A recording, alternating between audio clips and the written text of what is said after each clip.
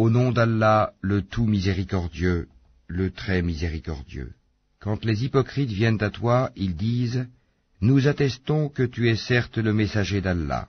Allah sait que tu es vraiment son messager, et Allah atteste que les hypocrites sont assurément des menteurs. Ils prennent leur serment pour bouclier et obstruent le chemin d'Allah. Quelle mauvaise chose que ce qu'ils faisaient. C'est parce qu'en vérité ils ont cru puis rejeté la foi. Leurs cœurs donc ont été scellés, de sorte qu'ils ne comprennent rien. Et quand tu les vois, leur corps t'émerveille. Et s'ils parlent, tu écoutes leurs paroles. Ils sont comme des bûches appuyées contre des murs, et ils pensent que chaque cri est dirigé contre eux. L'ennemi, c'est eux. Prends-y garde, qu'Allah les extermine, comme les voilà détournés du droit chemin. Et quand on leur dit « Venez que le messager d'Allah implore le pardon pour vous », ils détournent leur tête, et tu les vois se détourner tandis qu'ils s'enflent d'orgueil.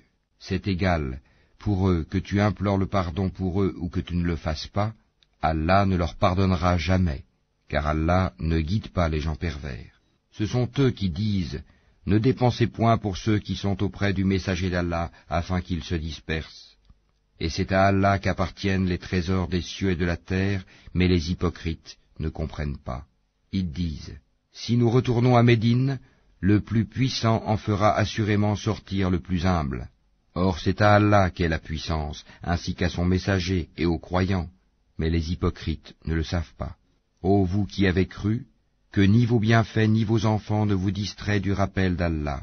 Et quiconque fait cela, alors ceux-là seront les perdants. Et dépensez de ce que nous vous avons octroyé, avant que la mort ne vienne à l'un de vous, et qu'il dise alors, « Seigneur, si seulement tu m'accordais un court délai, je ferais l'aumône, et serais parmi les gens de bien. » Allah cependant n'accorde jamais de délai à une âme dont le terme est arrivé. Et Allah est parfaitement connaisseur de ce que vous faites.